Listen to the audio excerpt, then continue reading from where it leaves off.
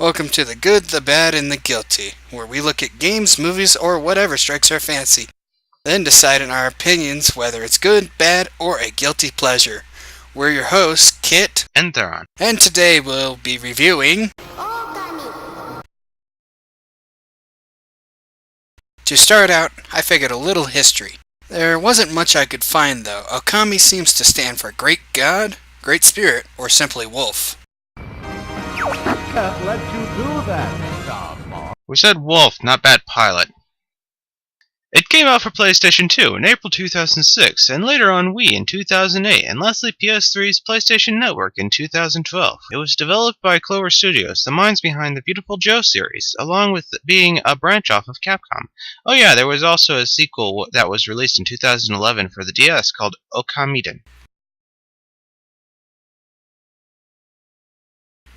Okami, as you can see, boasts a very unique style that not many games have tried for, which is sad because look at it!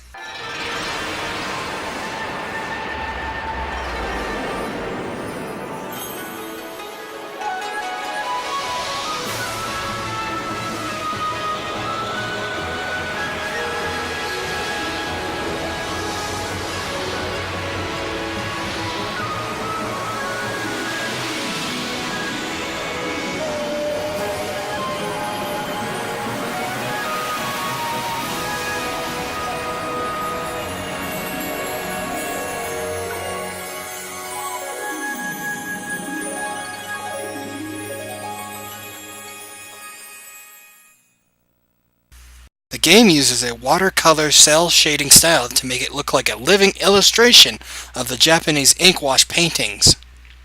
If more people did the style, you sure wouldn't have much of a glowing opinion of it. I agree it looks good. It could look even better using this style with the graphical enhancements newer generations have added, though I feel that had they went through with their initial plan of a realistic looking Okami, I really doubt this game would have had as good a reception had they went with that.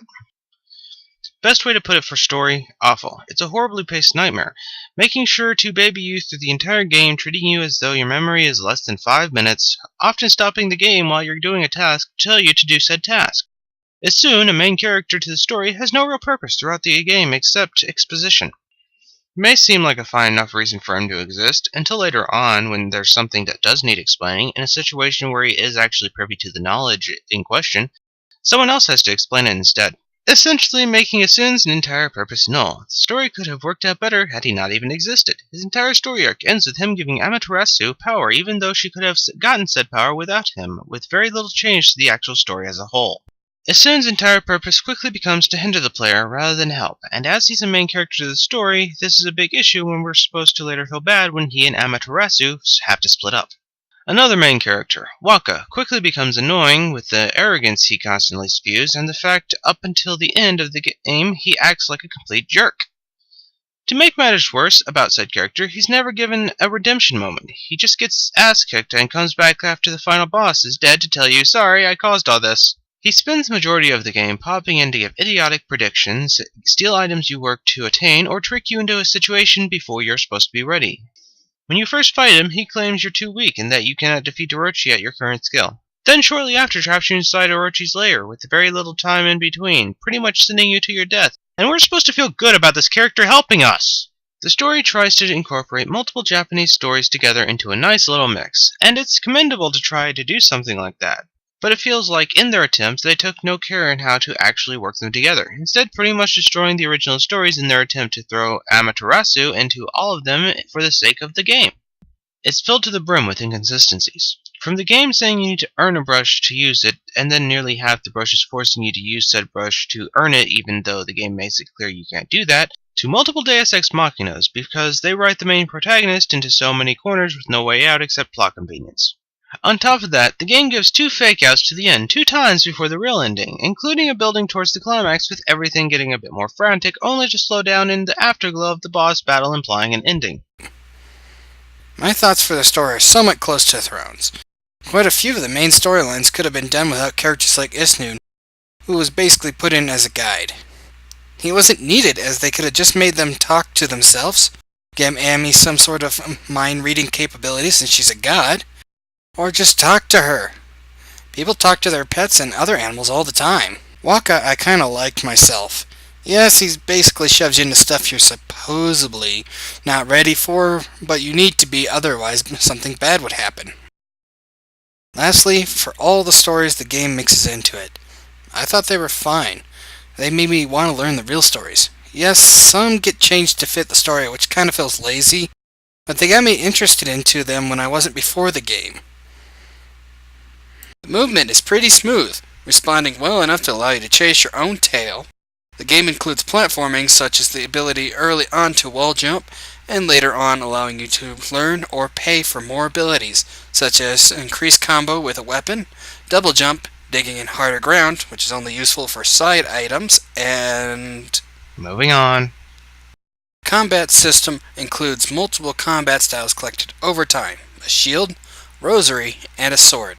Each one includes their own style of play. Some may be better against certain enemies, some may not.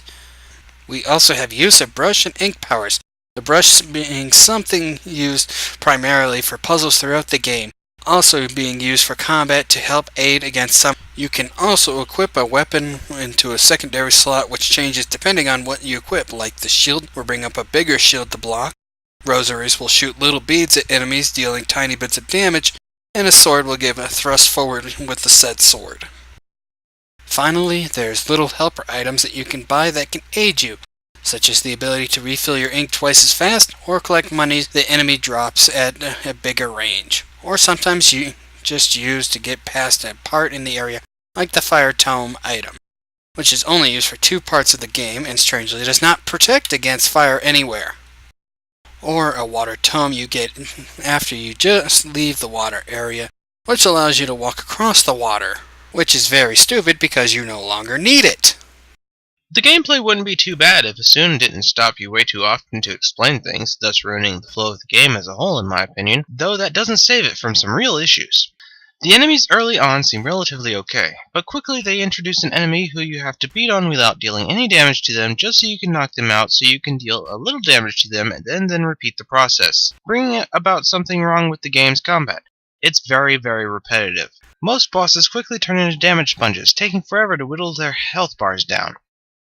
Through tests, it was figured out collecting a bunch of praise can make you do more damage. This isn't explained. All you know is that you can increase your ink capacity, health, money, and pouch. Sadly, this only more leads to an issue, as the game pretty much uses this to make you choose how you're going to play. Tedious and overly long boss battles, or tedious and overly long periods of time searching around to squeeze the praise out of locations. What's honestly the biggest annoying about the bosses in the combat isn't even their health bars. Most of them aren't a threat, and you can get enough money to actually tank your way through the fights effortlessly with healing items easily. The big problem is that most of the bosses are cowards. Bosses are given invincibility in most cases, making it so you can't hit them until a certain point. But more than that, they will often run away or dodge away constantly, as though they were being trained by Master Yoda in the way of combat. He just never taught them how to fight back.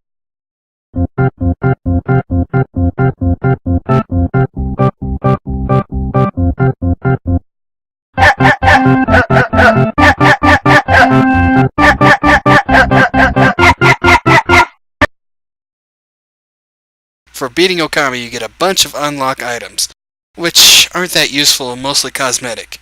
There's the normal jukebox, artwork, and theater unlocks, then 10 different cosmetic forms which just change how Amy looks in the next playthrough depending on if you get S rank at the end of the game and different things such as not dying. Then finally, if you collect 100 stray beads in the game, you get the weapon String of Beads, which not only is a weapon that can take down every boss in like 3 swipes, it grants unlimited health and ink, which makes even the hardest boss become as weak as one of the green demon enemies.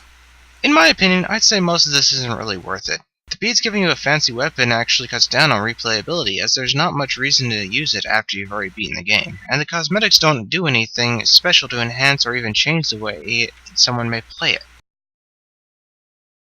My final thoughts for the game for me is I still find the game fun and enjoyable to play.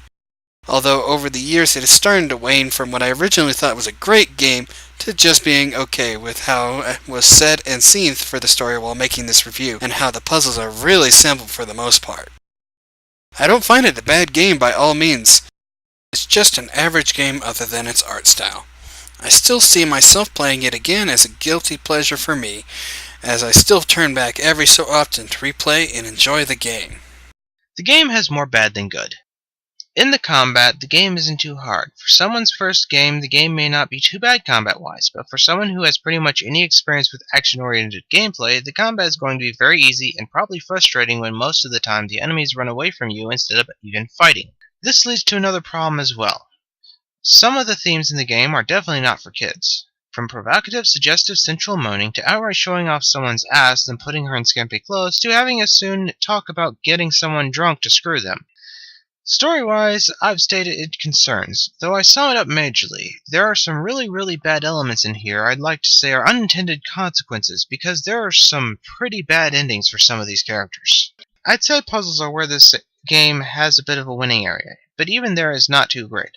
You have some simple puzzles, such as using the brush you recently earned, but then you get into some that just scream padding, such as a lava pit inside of someone's home, which you need a special item to cross, which you have to do another mission to obtain. This item in question comes in handy 2 times in the game, and is completely ignored for a puzzle at one point that is outright is perfect for solely to make you use other means to get past it. The exploration elements of the game were pretty lost on me, I admit. The game never gave me the sense of exploration to talk me into exploring. Instead, I felt like I was always on a linear path. Anytime I ran into something optional, it turned out to actually be mandatory. In a couple situations, the mandatory questline actually forces you to search out stuff that, up until that point, you could have completely ignored and never even noticed just to continue for one segment. At the end of the day, there's very little good I can think of to say about the game other than the graphical style they chose. While there were segments of the game that were fun, they are surrounded by so much bad that the entire game felt like an absolute chore to me, and in my opinion, this game is bad. If you have ever cared, do it now. Help us. Tell us you care. Tell your friend next to you that you care. Tell them how much you care. Tell them again. Say it. Shout it. Help us. We care. We care. At least at the end, it soon got to have himself a little bitty Care Bear moment.